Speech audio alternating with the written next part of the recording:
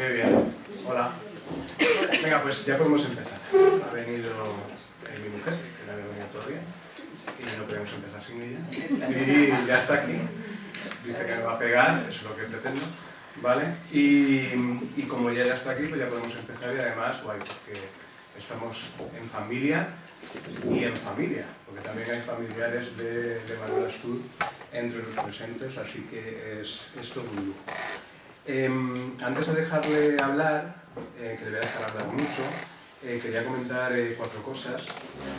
La primera es hacer unos agradecimientos. No ha sido fácil que venga Astur. Llevamos intentándolo desde hace 3 años, en todo caso demasiado tiempo. Hemos tenido una suerte infinita porque durante ese tiempo ha producido, y entonces podemos hablar también de un par de libros más, y eso es perfecto. Y claro, también una de las razones de que esté aquí precisamente es eso, ¿no? que lo conozcáis, que leáis su obra, y que por lo tanto él pueda seguir produciendo y dándonos el gozo de la buena literatura a todos, ¿no? Pero sería de malnacidos no comentar que esto se hace gracias a, como siempre, a la colaboración entre 2 instituciones educativas. Una es el IES San Alberto Magno y la otra es la UNED, que gracias a eso, en un sitio tan periférico como este, se lo comentaba a Astur mientras veníamos desde Zaragoza, que se tardó un rato, pues gracias a eso podemos traer a autores de la talla de Astur, o de Marina Garcés, o de Almudena Vidorreta el año pasado. Pero si cabe, este año el agradecimiento tendría que ser doble, porque el esfuerzo también ha sido mayor, porque no hemos recibido este año aquella subvención que hemos recibido otros años, pero el esfuerzo por parte del alumnado y el entusiasmo y el trabajo que habíamos realizado, y sobre todo yo creo que el convencimiento de que este tipo de actividades tienen un sentido pedagógico y un sentido cultural abierto, lo que significa la escuela abierta, este espíritu que tenemos tanto en el Instituto San Alberto Magno como aquí también en la UNED, pues que todo eso merecía la pena. Por lo tanto, mi agradecimiento infinito a Mercedes, a Marta y a los que han tomado la decisión dentro de mi instituto, las que han tomado la decisión de que esto haya podido ser una realidad con lo que ha sucedido esta mañana, que para mí ha sido pues uno de los milagros que perfectamente podrían aparecer en el libro de Astur, ¿no? Un milagro bueno en este caso, ¿no? Dentro también de los agradecimientos, y voy a ser en este caso muy breve, tengo que hablar y igual hasta me emociona un poco, porque no es fácil encontrar a gente cuando trabajas que respire contigo a la vez. No es fácil tampoco dentro de un departamento de lengua y literatura encontrar compañeros lectores, como tampoco suele ser demasiado común escritores que lean, ¿no? Cada vez menos. Cada vez menos. Y sin embargo, el hecho de que Astur esté aquí ha sido por el impulso lector y por las ganas lectoras de mis compañeras, que son Lidia, Ana, se me va a olvidar algunas seguramente, Laura, Carol y Sandra. Ya me estaban mirando mal sus alumnas, que creo que sin ellas esto no hubiera sido posible. En concreto, y por personificarlo, el caso de Ana Santos, ¿no? Estábamos trabajando, siempre trabajamos mucho, el tema de las tradiciones, como sabéis, y de la importancia del patrimonio y todo eso. Y un día llegó Ana y dijo, ¿qué hacéis hablando tanto de estética de la tradición si no habéis leído San, el libro de los milagros? Como es de Burgos, yo creo que incluso llegó a insultarnos de una manera muy castellana, y dijo algo así como palurdos o palurdas, ¿no? Inmediatamente nos vimos impedidos a leerlo y es un lujo de lectura, y teníamos que hacer o invitar u obligar a nuestros alumnos a que leyeran San, ¿no? Y por lo tanto, muchísimas gracias también, Ana, y lo hago extensible a mis compañeras, ¿no? Bien, ¿cómo vamos a hacer la sesión? Si os parece, lo vamos a hacer del siguiente modo. Se ha dejado llevar, Astur, y lo que yo había previsto era, en un primer momento pensé, digo, bueno, vamos a vender, ¿no? Es decir, vamos a vender, por eso que decía, digo, vamos a vender a Astur para que siga produciendo. Yo me quedé muy contento el otro día que me mandó un mensaje desde Roma y me dijo, no te he contestado antes porque dejo todo fuera porque estoy escribiendo mi última novela, ¿no? Entonces dije, hostia, ¿no? Qué bien, ¿no? Y esta misma manera me decía que se va a enclaustrar, ¿no? Iba a continuar. Por lo tanto, muy bien. Pero luego pensé en mi madre, es decir, esa funcionalidad, esa finalidad del acto me parecía que estaba bien, pero luego pensé en mi madre, y mi madre dice siempre que las conversaciones son como las cerezas, porque ella habla mucho y va de un tema a otro, y entonces efectivamente las conversaciones se enredan como las cerezas, ¿no? Y pensando en eso, recordé un texto que ha reescrito Astur en su último libro, en El cielo una nube, que habla precisamente de cerezas, ¿no? ¿Quieres contarte un poquito la leyenda? O la tengo, si quieres. Es algo así muy simple, como es una especie de ermitaño que está haciendo una peregrinación y en un momento dado se encuentra en un desfiladero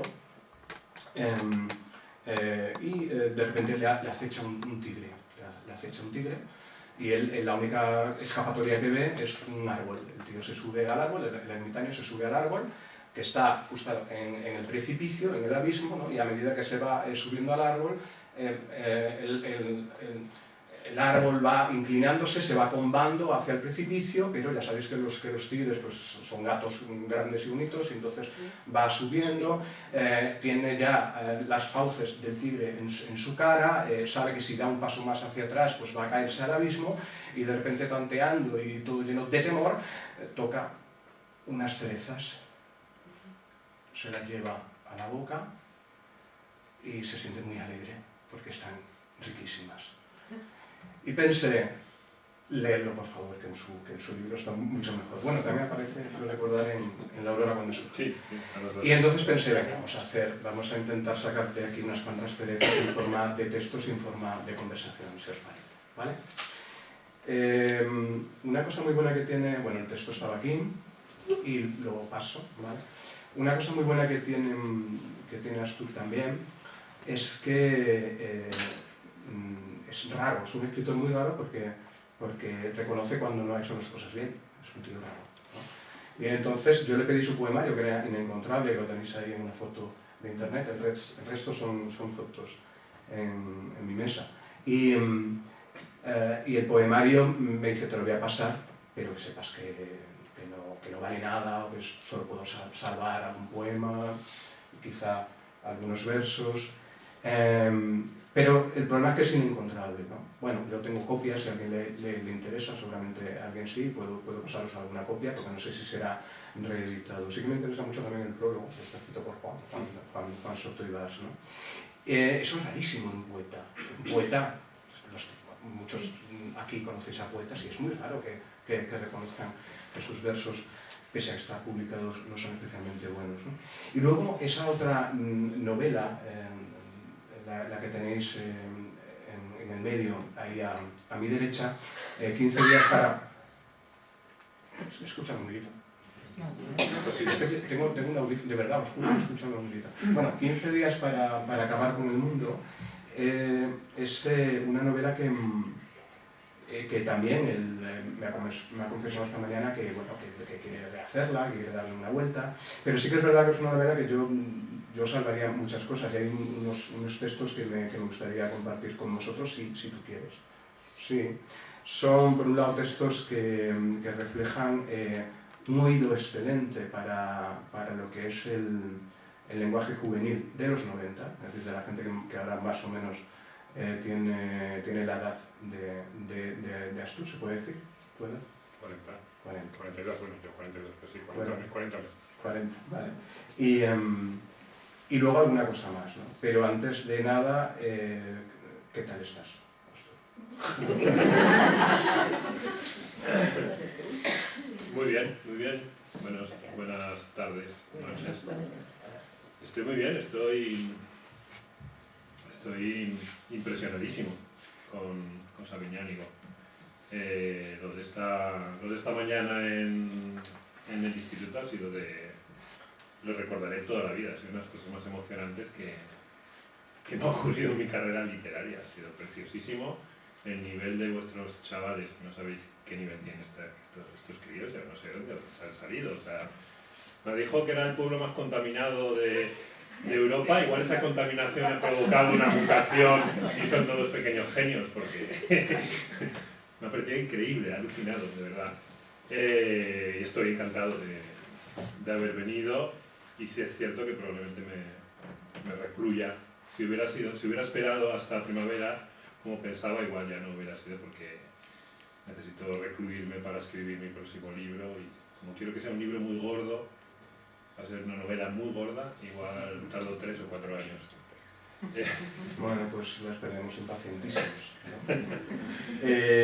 Igual pasamos un poco de puntillas por estas dos primeras obras que son inencontrables. Por cierto, se nos ha olvidado, ¿sabéis que tenéis libros fuera? ¿Vale? Está Moni por ahí. ¿Vale? Muchísimas gracias, Moni, por el esfuerzo. Yo no sé si está fuera, ¿no?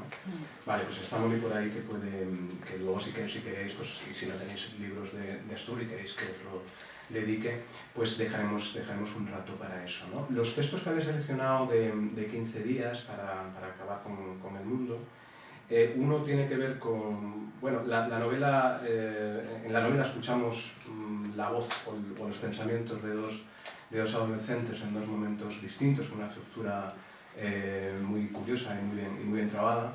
Y como hay gente joven en la sala, a ver qué opinan de si más o menos habláis así.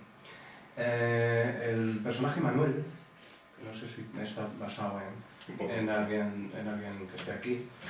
Manuel, que vive en un pueblucho muy pequeño, como ahora veréis, pues se monta en el tren y de repente ve una chica fantástica, ¿no? Y lo que es leer tú, ¿no? No sé, es que voy a poner voces y todo. Pon voces. Sí, ¿no? Vale. La chica dice, no te había visto nunca, ¿de dónde eres? Pregunta mirándolo fijamente a los ojos y agrandándolos con un gesto encantador.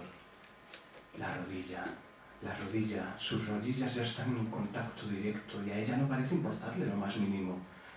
De Prámaro, bueno, llevo poco viviendo ahí. Antes vivía en Madrid, miente él, que además no vive en Prámaro, sino en una aldea cercana llamada Sauco.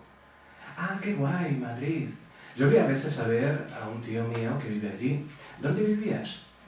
Tendría que haber dicho Barcelona. Jamás ha estado en Madrid. Fijaos que es una tercera persona, igual, bueno, jamás ha estado en Madrid, pero ¿quién iba a pensar que una niñata paleta conocería esa ciudad? Por su cabeza pasa lo poco que sabe sobre Madrid, es muy poco. La rodilla, mira la rodilla, mira la fuente de calor tan cerca de su piel. Se queda mirando la rodilla, pensando. Bueno, realmente viví en muchos sitios, dependiendo del familiar que me acogiera esa temporada. Vaya, ¿y tus padres? Él la mira, tiene los ojos llenos de ternura. Es idiota, se lo traga todo. Mis padres murieron en un accidente de avión cuando yo era bebé. Oh, lo siento, soy una bocazas, no sabía, se disculpa, realmente triste. Muy idiota, ¿no? Bien, esto es, ¿no?, cómo se conjugan los pensamientos y tal. Y luego, yo no sé si yo creo que en los 90 sí que los chavales creo que sí que hablaban un poco así o pensaban un poco así. Yo creo que se ha cogido muy bien el tema de la voz, ¿no? Pero había también un textito ya del otro lado de la novela, de lo que escribe el otro personaje, el personaje femenino. En este caso, si no me equivoco y no recuerdo mal, es algo que tiene que escribir para su psicólogo, creo recordar. Y que habla del yar, y os va a gustar, ¿no? Vas a querer que lo lea yo, ¿no?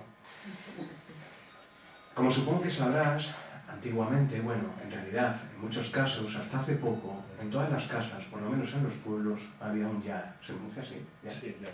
Yar. Un hogar en español, de ahí la palabra, donde se reunía toda la familia. Era una especie de chimenea gigantesca, con un fuego en medio donde se cocinaba y asientos alrededor para sentarse y calentarse.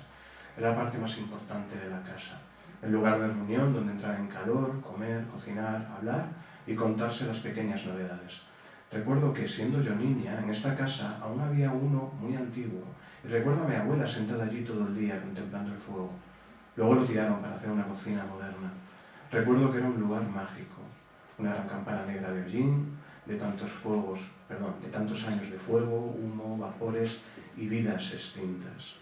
Una especie de cueva para la familia, una cueva más pequeña dentro de la cueva más grande, que era la casa, la parte más importante y cálida de la madriguera. Bueno, sirve yo creo un poco para venderos y pasamos, ¿no?, a otra cosa. No está mal eso, Hacía tiempo que no lo leía. Hacía muchísimos años que no lo leía y lo recordaba peor, está bastante bien. Claro, sí, es que yo pienso que es una novela que se puede rescatar. Tiene fallos de primerizo, algunas cosas, pero el problema es que no tuve editor. O sea, existe un editorial, pero no me editaron, no trabajaron la novela nada, no me hicieron, ni la corrigieron.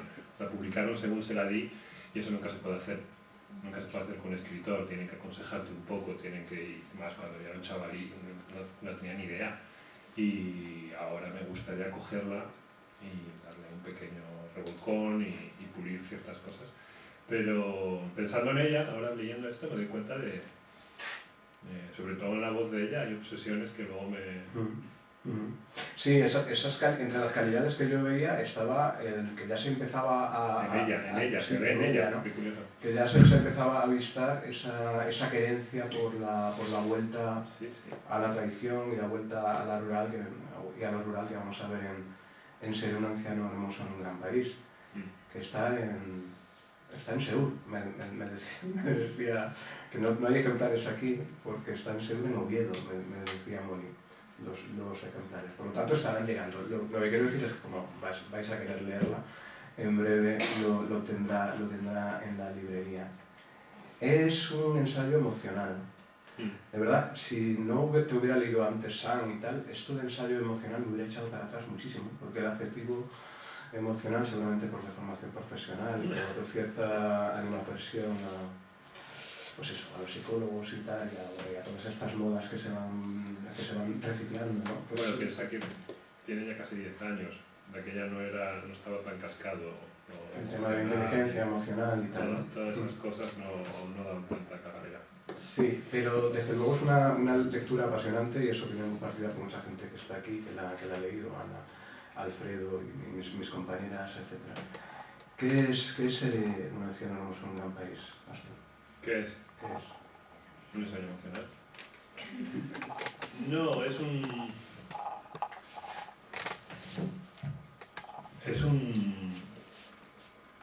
intento de hacer intrahistoria, digamos, lo que llamaba Unamuno una intrahistoria, que la historia se suele contar desde los protagonistas, los grandes protagonistas y las grandes cosas, y a mí me apeteció, sin ser yo nadie, y en el mezzo del camino de la minorita, como decía el otro, me apeteció contar la historia en teoría, contar la historia de España, de los últimos 30 años, a través de mi vida insignificante.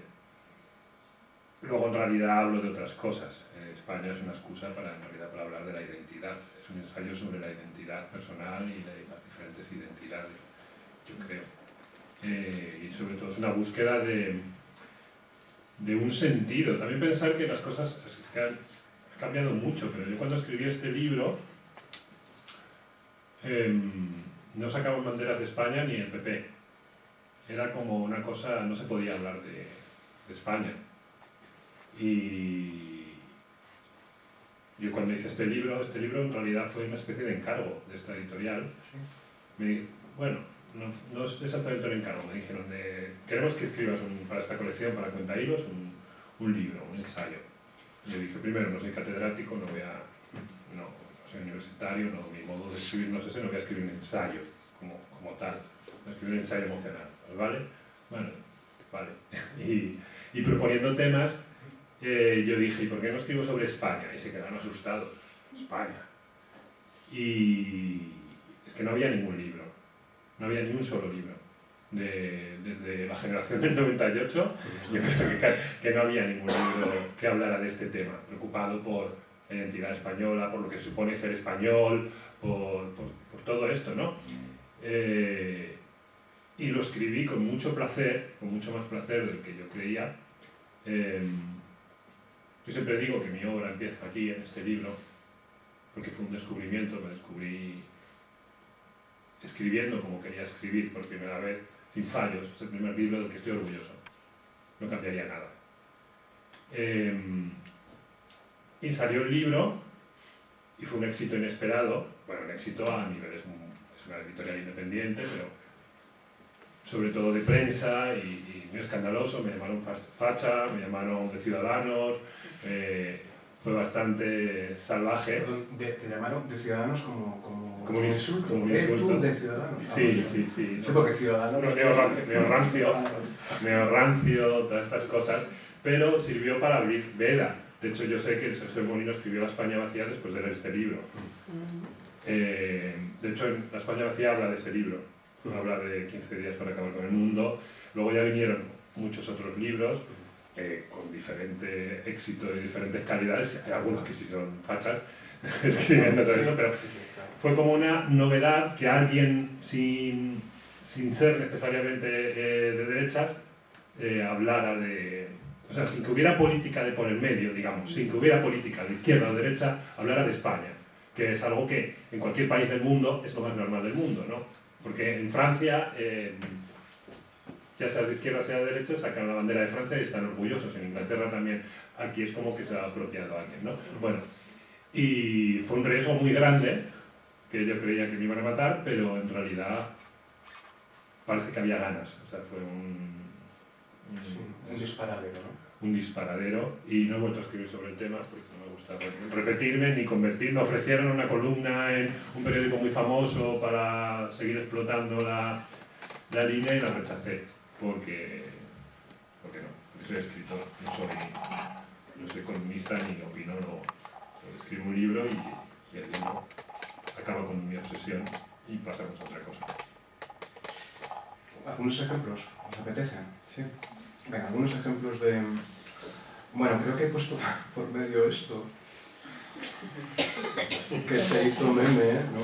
Pero que quiero creer, por favor, que fuera cierto, porque a mí me enternece mucho y fue un poco lo que supongo que sintió... Venga, voy a hablar de tu generación como si yo estuviera fuera, ¿vale? Yo creo que es un poco lo que... X. Sí. Yo soy millennial. Lo que sintió un poco tu generación. Casi me gusta más esto de hemos sido engañados que aquella pintada del corralito que también se hizo famosa, ¿no? De los barrios pobres, de los barrios más pobres de Buenos Aires, cuando el corralito que colgaron aquello de bienvenidos clase media, ¿no? Decían, ¿no? Es una colección, para mi gusto, de verdades como puños, que yo creo que se entienden perfectamente, ¿vale? Este, por ejemplo, de verdad que no vas a querer leerla. Es que leo muy mal. Es que a mí ya me tienen muy oído. Dice, lo cierto es que en general considero que los aldeanos están mucho más preparados para la vida, en todos sus aspectos, que los habitantes de la ciudad, por el simple hecho de ver casi a diario su destrucción. Parece que hayamos desterrado la muerte de nuestra sociedad.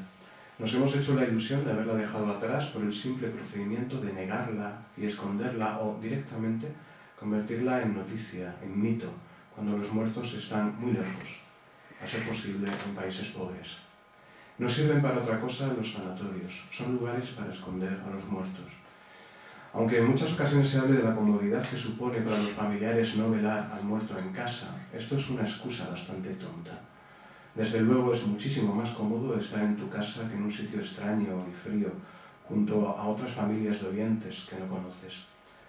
Los sanatorios, que han proliferado junto con rotondas y palacios de congreso en todo el país, son sitios apartados, bien delimitados y acotados, que no interfieren en nuestro día a día y podemos ignorar. Lugares a los que ir a hacer un trámite molesto y a los que esperas no volver nunca. Dispensadores de cadáveres hacia el cementerio, supermercados del dolor, almacenes. Los muertos, bien lejos, por favor. Como los pobres también, ¿no? Hace un par de días estábamos aquí hablando de los migrantes subsaharianos y me lo recordaba mucho esto, ¿no? los muertos y los abuelos como un tabú, como dice Juan, ¿no? Como dice Juan Soto, ¿no? Sí. Yo como soy de pueblo, y en mi pueblo pusieron tanatorio hasta los 2000, todavía, por ejemplo, mi abuelo, nuestro abuelo, tengo un primo, que murió con 94 años en casa, lo velamos en casa. Yo me acuerdo perfectamente de yo ser un niño de 11 años y estar en la galería ahí en el féretro abierto y no paraba de venir gente, todos los del pueblo, de todos sitios, se les ponía de comer, de beber. Era una cosa que yo con 11 años me parecía muy extraño, porque parecía una fiesta. Parecía una fiesta y al mismo tiempo había tristeza, pero desde luego era muchísimo más humano. O sea, me parecía, no sé, era... Bueno, no me quiero poner tremendo, pero es como de que los ancianos mueren siempre ya en el hospital, ¿no? Ya no les dejan morir en casa, que antes era como un anciano se ponía malito y ya venía el médico y decía, chao, ya despediros de él, ¿no? Ahora, llevarlo al hospital y muere en el hospital. Después de toda su casa, toda su vida viviendo en la casa del pueblo, va a morir en un sitio extraño y luego va a un tanatorio. Es inhumano, es cómodo, digamos, es aséptico, ¿no? Y práctico, cuando esas cosas en realidad no tendrían que ser asépticas ni prácticas, son ritos necesarios que se han desarrollado durante miles y miles de años por algo que sirven para narrar, ¿no? Es una manera casi de romper lo que es el ciclo, ¿no? Necesario de la comprensión de lo que es la vida, ¿no? Y ese ciclo antes lo teníamos muy claro gracias a las campanas también. Y el texto siguiente que he escogido habla de las campanas. Estás describiendo a dos señoras del pueblo, escuchan que tocan a muerto. Si suenan las campanas es que lo conocían, estas dos abuelas del pueblo. Si suenan las campanas es que lo conocían. Si suenan así es que era del pueblo. Probablemente fueron niños juntos, bailaron siendo mozos en las mismas romerías de verano, que parecía iban a durar siempre. Seguramente se apreciaron y se detestaron, y se celebraron y se enfadaron y discutieron y se abrazaron. En el pequeño teatro que es una aldea, los actores son siempre los mismos y tienen que interpretar todos los papeles del repertorio. Probablemente se conocieron más de lo que nunca llegaremos a conocer a nadie en una ciudad. Normal ese respeto, con razón esa tranquilidad. Encaja ese tañer lento que es casi una celebración. Cada vez que en el pueblo muere alguien es una prueba de que se aproxima el fin de la insignificante y hermosa función. Finalmente, comentan entre ellas quién puede ser el que se ha ido. Los jóvenes se han largado a la ciudad y los que quedan se conocen también que tardan poco en acertar. Rubín, al menos ya descansa en paz, las escucho susurrar. Las campanas, ¿no? Y el último texto es a mí me gusta mucho porque refleja un poco, porque digamos que esa es la parte más emocional, más sentimental. Pero el libro tiene muchísima mala leche, ¿no? Sí, es mi último libro con mala leche, ya lo he dejado también sí. atrás. Pero yo creo, no sé, no quiero ponerme a discutirlo, hablamos antes con respecto a otros escritores. La mala leche yo creo que a veces en necesaria es un poco catártica, ¿no? Sí, este libro es un libro catártico. Pero incluso para los que los leemos, ¿no? Este libro, el primer título era Aullido. ¿Cómo? Aullido. Aullido. No me gustó nada, vale. Pero la idea era esa. Vale, el texto empieza diciendo, fuimos tan tontos. Por Dios, fuimos tan tontos, esperábamos tanto, nos habíamos querido creer tantas mentiras y en cambio recibimos tan poco que terminamos por conformarnos con lo mínimo.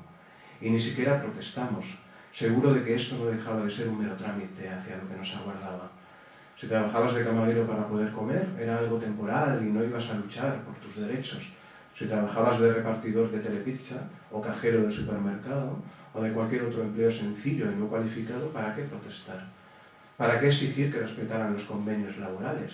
Esa no era tu profesión. Tú eras escritor, o diseñador, o director de cine. Aquello era momentáneo. Tú no eras un proletario, un obrero. No, tú eras un profesional. Creímos que la lucha era aguantar, resistir, despreciar lo que ya teníamos y esforzarnos siempre por algo mejor. Solo ahora, cuando ya es demasiado tarde, comenzamos a comprender que no era ningún trámite, sino todo lo que en realidad estaban dispuestos, desde el principio, a darnos. Que estábamos siendo explotados. Que todos esos pasos los dimos hacia atrás tratando de coger carrerilla para un gran salto que nunca nos permitirían dar. No comprendimos que la lucha siempre es por el presente. Y esas anotaciones son mías, porque me quiero hacer una camiseta. Trabajar en Telepizza, de repartidor de Telepizza. Lo peor es que ahora es un trabajo increíble comparado con Globo y todos estos riders. Tenías seguro, te daban la moto y tenías un contrato. Ha ido peor. ¿Desde esto ha ido peor? Sí, no, sin duda, claro, sin duda. Porque fuimos tan tontos, ¿no? Por eso, porque al menos en mi generación, si quieres te incluyo, al menos en mi generación nos educaron. Bueno, no sé quién nos educó, no es la persona mala, es la sociedad, es el progreso, ¿no? Es una voz, nos educó, el sistema nos educó para ser todos extraordinarios, digamos, ¿no? Como nuestros padres, la mayoría, no pudieron estudiar en la universidad, nosotros teníamos que estudiar todos en la universidad, aunque no quisiéramos, y estudiar arquitectura, y estudiar y ser especiales. No íbamos a ser simples trabajadores como habían sido nuestros padres. Éramos DJs, éramos músicos, éramos escritores, éramos de todo.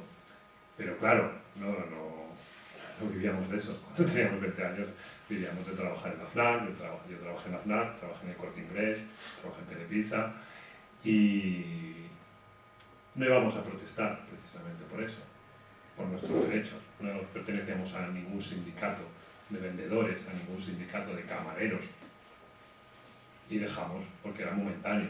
Cuando te preguntaban, aunque llevaras 5 años, yo conozco gente que estuvo 10 años trabajando, llevaba 10 años trabajando en la FNAC y le preguntabas y decía, yo soy director de cine. No, tú eres vendedor de la FNAC. Que sueñes con ser, ¿no? Es lo que decía esta, se me acaba de olvidar el nombre, ¿cómo se llama esta ensayista de pelo de colorado que ganó?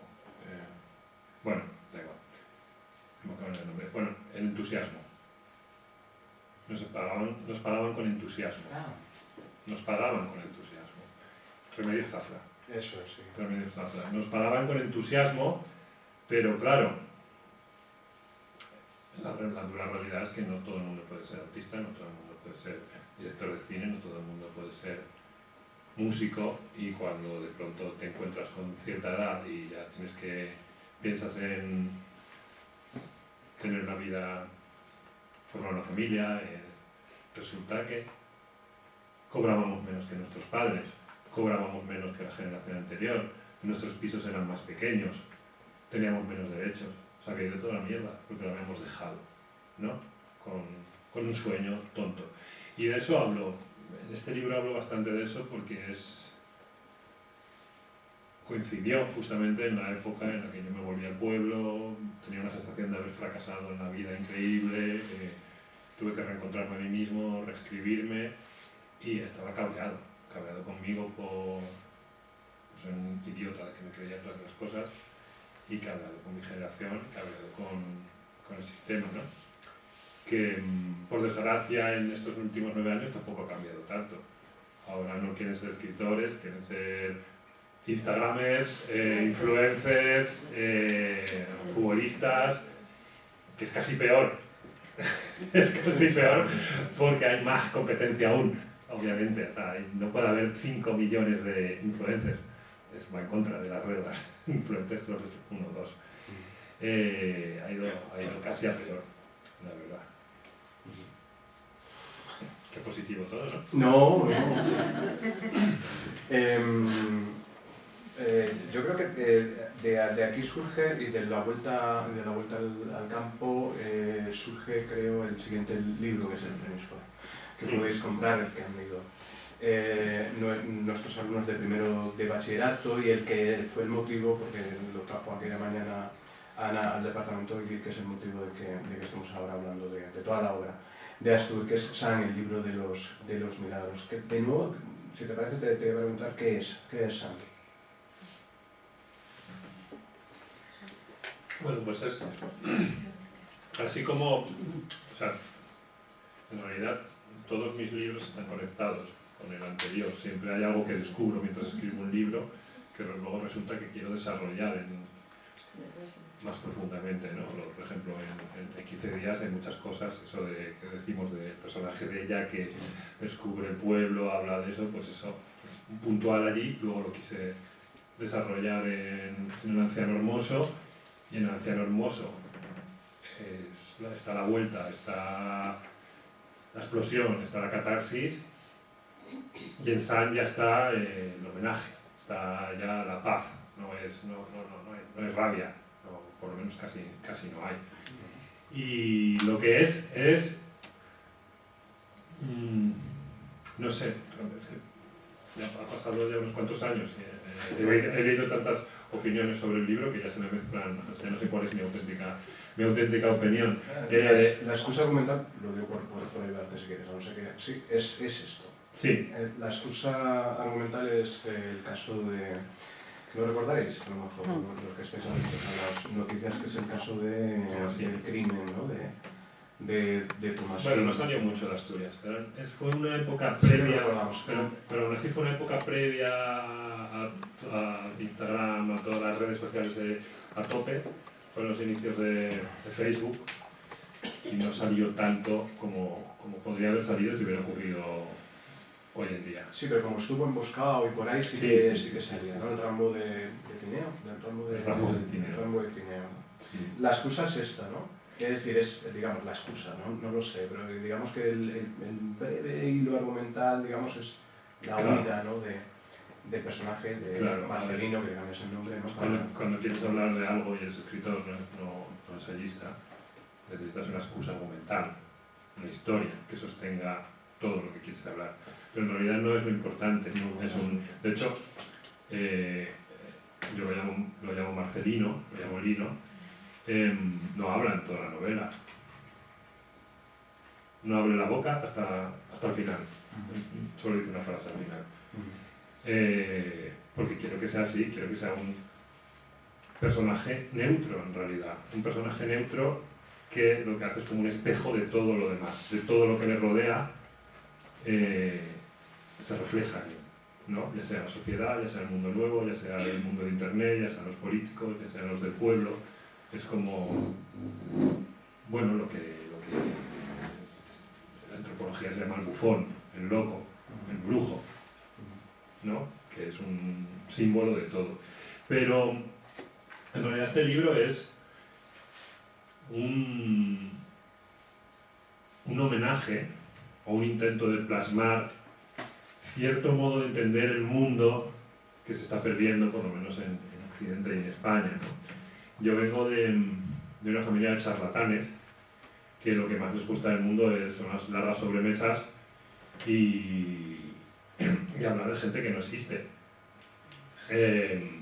Mi abuela, por ejemplo, o mis tíos, después de sobremesa eran capaces de estar hablando de la tía Sara y uy, Pepines, no sé qué, y a lo mejor era gente que había muerto hace 80 años. Y la tía Sara no era mi tía, era una señora muy antigua, pero era como una memoria constante y viva, que les hacía sentirse tribu y querer su entorno. Estaba todo conectado. A lo mejor una historia, se contaba en la sobremesa, recordaban una historia que había ocurrido hace un siglo, y que lo contaban como si acabara de ocurrir. Mi abuela sobre todo, eso era magia. Yo tengo eso es preciosísimo, todas esas personas estaban vivas, ¿no? El hablar como mecanismo de crear universo, como de crear mundo, ¿no? Mi abuela, por ejemplo, cuando antes de morir nació mi sobrina, le pusieron Amor, mi abuelo se llamaba Amor, y le pusieron Amor y ella le emocionó mucho, más de lo que esperaba, y decía, es que pero bueno, ¿cómo te emocionas tanto? No, es que la verdad me he parado a pensarlo y me gusta mucho porque dentro de 20 años, cuando yo no esté, le preguntarán por qué te llamas amor y dirá, por mi abuela. Y entonces yo viviré un poquitín. Pues es eso, me parece magia. Y este libro es eso. O sea, de hecho hay muchísimas historias que se contaban en mi casa. Las he sacado de ahí, las he mezclado, las he transformado. Pero, de hecho, una de las cosas más curiosas, que es uno de los grandes éxitos que conseguí creando este libro, que me llevó tiempo, pero cuando lo descubrí fue la voz plural, la voz narrativa, el narrador plural en primera persona. ¿Qué es eso? Es la familia alrededor del Yar, la gente en el bar, es el pueblo hablando de todas las historias, que es lo que se hace. Es como, y Marcelino solo es el cauce por el que discurren todas esas voces. Sí, mira, he cogido este. Vamos a ver, aquí. Decían, no lo voy a leer entero, ¿vale? Dice, decían que si dormías al raso una noche de luna llena, te salía pelo por todo el cuerpo y grandes colmillos, y rondabas los cementerios y profanabas las tumbas en busca de Caronia. Decíais que tal vez Marcelino había muerto en la huida. Decían que si su luz te alcanzaba mientras soñabas, se metía dentro, y con ella entraba un bosque del que ya nunca escaparías. Decíais que seguramente alguna bala lo hubiera alcanzado y habría muerto desangrado al cabo de un tiempo. Que la luna iluminaba partes de nuestra alma que tenían que seguir a oscuras. Que había muerto en algún agujero cerca del río, o bien que su cuerpo flotaba inerte como un tronco enganchado en la maleza de la ribera. Y que si eras mujer, engendrarías niños lobo de afilados dientes, a los que tu leche no saciaría, pues necesitarían sangre. Y que si eras una anciana, rondarías las casas de tus vecinos en las noches de luna llena y te colarías por una ventana y robarías a sus niños. Después los matarías en un claro del bosque y tras untarte el cuerpo desnudo con su fresca sangre, te los comerías. Decíais que si hubiera logrado avanzar unos cuantos kilómetros antes de esfumarse, tal vez habría llegado donde se junta con el río Neva y su cuerpo, etcétera, etcétera. Habría llegado al mar, etcétera. Aquí se ve perfectamente esa combinación entre la leyenda Marcelino y las otras leyendas, ¿no? ¿Cómo se crea la leyenda? Bueno, supongo que os habéis fijado en las dos voces, el decían y el decíais, ¿no? Es un libro. Decíais, ¿no? O sea, es un libro, homenaje a todo eso, pero también es un libro en el que he intentado plasmar cómo creo yo que incluso hoy en día se siguen creando las leyendas. En la aldea global sigue habiendo leyendas y mitos y cómo se crean. Y es lo que ocurre, ¿no? O sea, lo que se mezclan dos mundos, el pasado y el presente, la actualidad. Había una leyenda que había escogido, que era la de Pachín el Dormilón, pero como estamos muy cerca del monasterio de Leire y la ha plagiado del abad Virila, de Fray Virila, las plagiado. No. Igual, bueno, ya te la contaré. Es un cuento indio, es un cuento indio. Sí, bueno. Es una leyenda hindú, yo la he plagiado de Ramayana, ¿no? El abad de Virila estuvo 200 años escuchando el canto de un ruiseñor en Leire. Se durmió y al despertar, como estaban los compañeros vestidos exactamente igual, etc. ¿No se entera? No, sí que se enteró. Tardaron en meter ahí, bueno, si visitáis Leire ahí podéis. Sí, y había otro textito, espero que esté, el de Olvido. Olvido. No lo tengo. ¿En serio? ¿Que no lo he incluido? Ah, sí, aquí está. Olvido es un personaje fascinante. Vive a la vera del pueblo, por donde pasan todos los caminos antes de que se hiciera la carretera. Un poco como lo que sucederá con la nave, con la panadería de la nave, cuando termine, un poco así, ¿no? Y por allí pasaban los niños a saludarla, porque muchas veces... Era coja, era una costurera coja. Sí, eso es.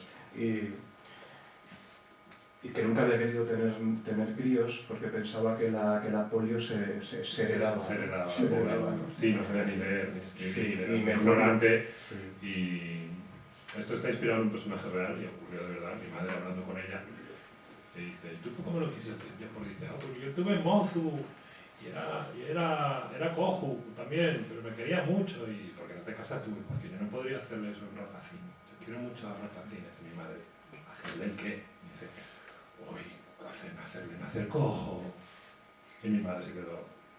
Y no le dijo No nada. le dijo nada, que le iba a decir con no las 80 años de que se había equivocado, de que era poliomielitis, que había cogido de niña, no sería hereditaria.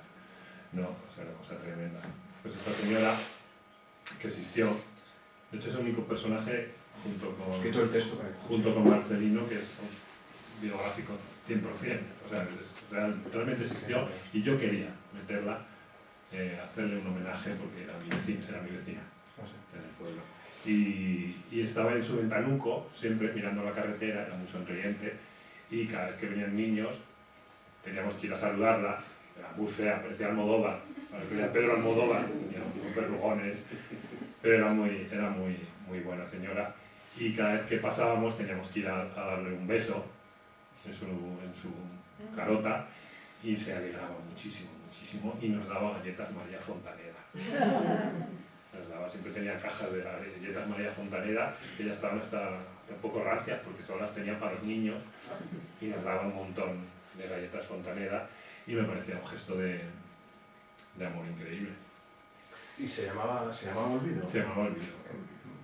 No, maravilloso. ¿Os apetece que leamos el texto? Sí. Pero en los últimos años de su vida... Construyeron la carretera. Pero en los últimos años de su vida poca gente fue a verla. El camino fue asfaltado y se convirtió en carretera. Debido a los coches y a las prisas absurdas, ya casi nadie pasaba caminando por delante de su ventanuca ni lanzaba sonrisas o palabras amables dentro. La televisión, las videoconsolas y las actividades extraescolares hicieron que los bancos de niños que pescar fueran cada vez más escasos. Y los dulces industriales y los padres permisivos lograron que los niños dejaran de apreciar el valor de una galleta regalada con cariño. No obstante, algún crío todavía se acercaba a visitarla de tarde en tarde, mandado por su madre, por aburrimiento, por pura bondad, y entonces ella revivía como una flor por la mañana. Cubría al niño de besos, le daba montones de galletas un poco rancias de tanto tiempo que llevaban guardadas, y tras hacerle prometer que volvería pronto a visitarla, dejaba que se marchara con su cargamento de doblones. Si alguien hubiera pasado por el camino, habría visto su cara sonriente al otro lado de la ventana, recordando la última visita como alguien que se calienta con una pequeña llama. Cerca de su casa, al otro lado del río, había un pequeño vertedero que todas las palomas conocían bien. Era donde los niños, los últimos niños, tiraban las galletas que habían aceptado por alegrarla.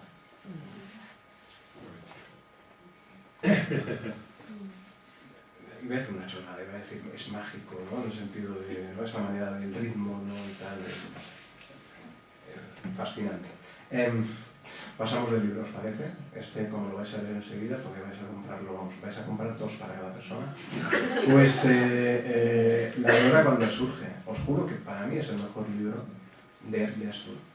Más que, bueno, por supuesto, luego hay otro posterior, que es este conjunto de cuentos rescatados de la tradición zen, pero La Aurora cuando surge, empecé a leerlo a inicios de... y que lo he terminado hace poco, y lo he vuelto a releer, porque es que me dio muchísima rabia que se terminara, pero da igual, porque puedes cogerlo por aquí y por allá. ¿Qué es La Aurora cuando surge?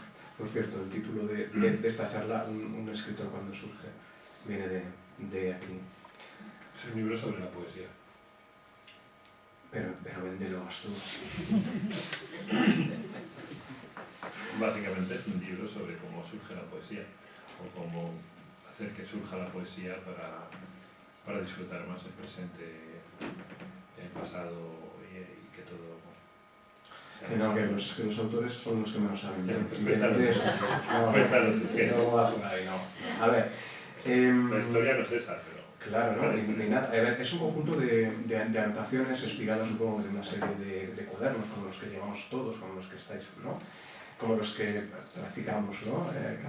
Y luego, finalmente, pues lo reunió todo eso, dándole el hilo argumental de un viaje por Italia con Raquel, con su mujer, un viaje motivado pues seguramente porque tenían los dos tiempos, pero quizás también, y esto es que tienes que contarlo tú, porque quizás también, por lo que dices en el libro, y por los textos que os he pasado, porque había que dar carpetazo a un asunto, que es el tema del duelo. Sí, bueno, eso es la historia. La historia, es que estás hablando como si fuera absolutamente real, ficcionado. Sí. Yo soy novelista. Está trabajado como está editado y trabajado como una novela. Hay un personaje hay un arco del personaje que yo no viví necesariamente. Tiene mi nombre y mis recuerdos, pero está trabajado literariamente, digamos. Pero bueno, es cierto que yo me volví en el anciano, volví a Asturias porque mi padre se enfermó de cáncer. Y se unió todo. Fracaso, mi padre enfermo, escribí el libro que fue muy liberador. Mi padre acabó muriendo. Y un año después de la muerte de mi padre, con mi mujer, que vivió muchos años en Italia, y es una gran amante de Italia, pues teníamos tiempo y no mucho dinero, pero somos muy austeros, y cogimos el Ford Fiesta, una tienda de campaña, y nos fuimos en coche a Italia, sin rumbo fijo, a vivir. Dices el duelo. En realidad yo creía que el duelo estaba superado, porque había pasado un año, y en realidad mi padre, si bien ojalá hubiera vivido más años, pero la enfermedad lo trató bastante bien, no fue una cosa trágica ni terrible, vivió todavía 4 años con mucha calidad de vida hasta el último momento y murió con 80 años, que ojalá hubiera vivido mucho más, pero bueno,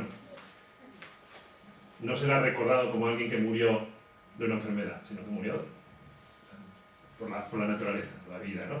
Y aparte murió rodeado de sus seres queridos, sin dejar cosas pendientes, todos lo queríamos, o sea, no hay heridas que cerrar, no hay nada, no hay cosas pendientes, entonces el duelo fue muy natural, bueno, sí, me da mucha pena, pero no hay fantasmas, ¿no? No hay fantasmas que arrastren las cadenas, ni se me aparecen sueños para recordarme nada chungo, todo está perfecto.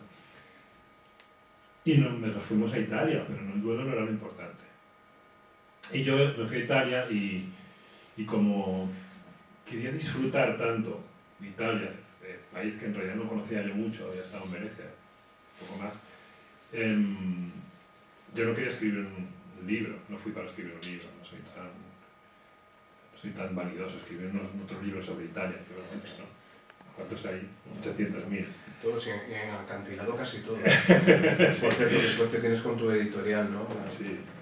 Gracias, acantilado. Y lo que tenía claro es que iba a escribir mucha poesía, pero no como para ser publicada, sino como un ejercicio espiritual, como entienden la poesía en Oriente, que es como a mí me gusta, que es un modo de lo contrario de lo que hacemos con los móviles cuando llegamos hoy en día a un sitio, que hacemos y no miramos con nuestros ojos. Pues la poesía, entendida como ellos lo entienden, es sentarte en un lugar, serenarte y ver, y oír, y sentir, y tomar nota de todas las pequeñas cosas que parecen sin importancia, hasta que ves, hasta que estás presente, hasta que estás en ese momento, ¿no? ¿Ponemos un ejemplo? Nunca pensé... Bueno, primero lo de antes, que me encanta, perdona. Sí que he cogido unos libros, hemos traído una maleta de lona inmensa, con muchos más de los que podremos leer, y me he tumbado bajo un árbol. Raquel ha lavado su ropa y ahora la está tendiendo en una cuerda que ha puesto entre 2 árboles. Solo por eso el día ya está bien empleado. La mirada, ¿no? Luego hablaremos de esto. Y luego uno de los apuntes poéticos, ¿no? Nunca pensé que pudieran gustarme tanto unos platos de metal, un trozo de jabón color limón junto a un cepillo de dientes sobre un lavabo de cemento. El rastro oscuro por donde acaba de correr el agua, como las lágrimas, por un rostro empolvado. Todo secando al sol. Camping, mare, monte. Los esclavos de camping. planes, cuando nos cansábamos de un sitio íbamos a otro camping que nos da una libertad tremenda. Y eso, mi idea era escribir poemas para mí, como puro ejercicio de estar presente y de ejercicio espiritual. Lo que pasa es que soy escritor. Soy escritor además de poeta, o más bien soy poeta, pero mi modo de entender la poesía tiene mucho que ver con la prosa, y entre los poemas fueron surgiendo muchas otras anotaciones y reflexiones. Y para mi sorpresa surgió mi padre, mucho. De pronto apareció un montón mi padre, que no me lo esperaba. En la literatura que iba surgiendo en Italia, que dices que tiene que ver Italia con mi padre, que nunca estuvo en Italia, ¿no? Me hubiera encantado estar, obviamente. Pero surgió mucho y me di cuenta que en realidad el duelo empezaba en Italia. Porque es como que entablé una conversación con mi padre y sobre todo la asunción de que ya no está, pero más que no está, es como yo estaba en Italia, amo la belleza, escribo poesía, amo el arte, estoy disfrutando de este país gracias a mi padre, porque él me enseñó a ver el mundo de ese modo. Entonces surgió de ese modo, o sea, el duelo era como una semilla que de pronto se da cuenta del árbol del que viene. Y ese era mi padre, y por eso hay una especie de... surge mucho, hay mucho homenaje. Y reflexiones de todo tipo, y todo eso mezclado con poesía. Luego volví del viaje, dejé las libretas olvidadas, y a los 2 años me las releí, miré y dije, quiero una historia. He vivido una historia, he vivido una epifanía importante, voy a ordenarlo, ¿no? Voy a escribirlo para saber qué ha pasado, Claro. porque para eso escribo, para saber qué ha pasado, en qué punto estoy de la vida, ¿no? Y lo ordené, y lo trabajé, y cambié cosas, y lo escribí, y con los poemas como punto de unión entre ellos, pero está trabajado narrativamente, vaya. Mi amiga Sara, y aquí está su padre y su hermana, me enseñó que la poesía, era alumna por entonces, me enseñó que la poesía no era más que ponerte las gafas, decía, ¿no? La poesía es ponerte las gafas. Y cuando algo no lo entendía, me decía, Pedro, tío, ponte las gafas, ¿no? Era una especie de... Porque la poesía son cosas como esta, ¿no? La poesía. Coger un carbón de la chimenea apagada y dibujar con él lo que recuerdas del fuego antes de que se te olvide. Baño Viñoni por la tarde, ¿no? Son estos apuntes, etc. Sí, de hecho en el libro tampoco hay, las únicas referencias que se sabe claramente dónde estoy es con los poemas. Los poemas, sí. Bueno, hay algunas referencias más, pero sí, los poemas puedes seguir un rastro de por dónde voy, solo por los sí, hacer el recorrido, ¿no? Que por cierto, da unas ganas de ir a Italia, o de volver. Una de las cosas más bonitas que me han pasado es que con este libro, que me ha escrito mucha gente, sí, que se ha ido a Italia, que la han usado como guía, y me han mandado fotos de por Baño Viñoli con este poema. Y me han etiquetado, quiero decir, o sea, lectores que me han etiquetado en Instagram, y es como, eso es lo que quería, como mi abuela. Soy un poco eterno. Gracias, Instagram, ¿no? Nada, un par de cosas más sobre el libro, ¿no? El humor. ¿Tiene humor? Sí. Me he reído con Astur, cuidado. ¿No? Pero yo como no tengo Instagram, pues no voy a hacer un vídeo carcajeándome con el libro, ¿no? Pero fijaos, frente a mí, esto era... Es el Vaticano. ¿no? Frente a mí un chico oriental se graba con el móvil, lo ajusta en un pequeño trípode y luego se apoya en una columna. Lleva gafas de sol gigantescas, un corte de pelo imposible, ropa muy ancha, unas deportivas blancas con plataforma y unos cascos grandes de color chillón alrededor del cuello. No está gordo, pero tiene la cabeza gorda. Pone morritos y de vez en cuando dice algo con voz aguda, como si fuera el presentador de un concurso de televisión. La la gente más joven sabe de qué estamos hablando, ¿no? Va hasta el móvil, revisa lo grabado, repite una y otra vez los mismos gestos y las mismas palabras. Y ahora fijaos, la reflexión. ¿Qué Dios sediento, qué Dios primitivo se esconde detrás de este disfraz nuevo? ¿A quién sacrifica su alma esta dormida? Y mala leche también. Sabes que es el Vaticano, la cuna de, aunque no seas creyente, No puedes hacer eso. por mucho que seas oriental, no puedes hacer, yo no voy a frente al Dalai Lama a poner morritos y a grabarme con el móvil, ¿no? No, pero tiene que ver con esto, sí, es un nuevo Dios bárbaro, ¿no? Un Dios primitivo que está con una nueva máscara. Y también en la línea de la mirada y de captar lo que impacta y lo que importa, otro poemita, de verdad que no es un libro de poemas, pero hay muchos poemas. Que he tenido que colocarlo en dos tiempos, ¿vale? ¿Sicilia? No, esto es el Foro Romano. El Foro. Dice, delante del templo de Saturno, alguien sostiene entre los labios una flauta antigua, tal vez de caña. Durante un instante espero escuchar su música. Pero nada suena, porque era un palo de móvil. Foro Romano, efectivamente, por eso, querido monarca. A veces me fijo tanto que es mejor, que me salgo de tiempo. Y digo, es mejor distraerte, ¿no? Sí, también es un libro sobre la poesía, pero es un libro sobre la mirada, sobre cómo ver, cómo aprender a ver, ¿no? Hablo mucho de eso constantemente. Y sobre detenerte, también, ¿no? El último cuento, la última parte que mi padre me enseñó a detenerme. Sí, y eso lo pones en contraste con el tema de la distracción. Claro. Esto sí que es Sicilia. Tras Sicilia ha comenzado la temporada alta y el tranquilo camping de viajeros de paso se ha convertido de un día para otro en un pueblo con una población fija verano tras verano. Familias enteras, con niños e hijos adolescentes, han tomado el lugar y un ejército de animadores ha comenzado a trabajar en entretenerlas. Uno se entretiene cuando espera algo o cuando quiere distraer su atención de algo muy doloroso. Pero, ¿de qué quieren distraerse estas personas? ¿Cuál es el dolor en el que no quieren fijarse? Cuando era niño y no podía evitar jugar a la videoconsola durante horas, me sentía sucio, como si hubiera cometido un pecado. Lo mismo me pasa de adulto cuando leo una de esas novelas extensas y entretenidas que copan las listas de lo más vendido, etcétera, etcétera, ¿no?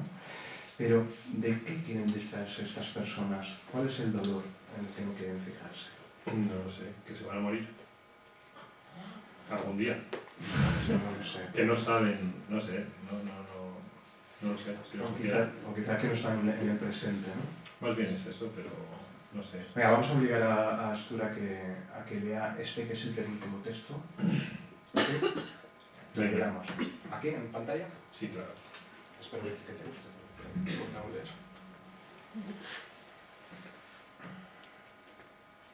Todo poeta ha sentido la totalidad. En algún momento del final de la infancia ha comprendido lo permanente. De esta experiencia, de este conocimiento no pedido ni buscado, se nutren nuestras iluminaciones y nuestros temores más profundos. Nos hemos asomado a lo eterno y lo eterno se ha asomado a nosotros. Lo eterno nos ha atravesado y vaciado como Hércules limpió las cuadras de Euristeo. Todas nuestras palabras son un intento de volver a creer que nuestra casa sigue siendo un hogar. Todas mis palabras son un intento de llenar esta ausencia con mi propia religión. Mis palabras son el intento de volver a construir un lugar donde amar. ¿A que sí? ¿A que dan ganas de leer La Aurora? Yo, de hecho, lo tengo ya en la mesilla fijo, ¿no? para tenerlo ahí como un bálsamo, ¿no? Y luego lo último es En el cielo una nube. No está por aquí, pero estuve hablando con Ventura, con el director del Trineo Aragonés, del semanario, y cuando le dije que iba a venir a Astur, dice, no sabes lo que he disfrutado con su libro de cuentos Zen durante este verano. Y yo entendí inmediatamente por qué. Porque durante el verano en Jaca, Sí. Ventura trabaja muchísimo. ¿vale? Trabaja mucho porque no hay más actividades, y se lo ve en todas partes. Y yo creo que tomó este libro, y me encantará conversarlo con él, lo tomó un poco como el momento de descanso, ¿no? De aquí procede la leyenda esta que he dicho antes de las cerezas, y luego un texto que ha escogido Laura, que si os parece con ese casi podríamos terminar y así damos tiempo a que firme algún ejemplar. Con ese yo creo que podríamos terminar en silencio. ¿Te apetece? No sé, ¿quieres decir alguna cosa más? No, Sí. Lo ha escogido Laura Escartín porque ella cree que es un texto que refleja perfectamente esa insistencia que tenemos nosotros y tú también tienes sobre la importancia de la tradición. Dice así: Maestro, acaba de nacer mi primer nieto, un varón, y para celebrarlo me gustaría que escribierais una plegaria por la prosperidad de mi familia, dijo el gran señor. Os estaría muy agradecido. El maestro alcanzó la escribanía que había a su lado, cogió el pincel y sobre un papel grueso escribió este poema: que muera el abuelo, que muera el padre y por último que muera el nieto.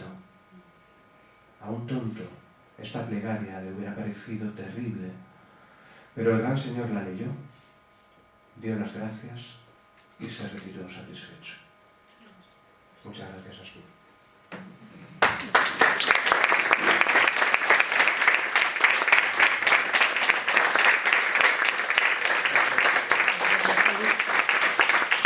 No sé si alguien querrá preguntar alguna cosa o algo antes de... ¿Sí? Porque dice que ¿por qué no lee nada?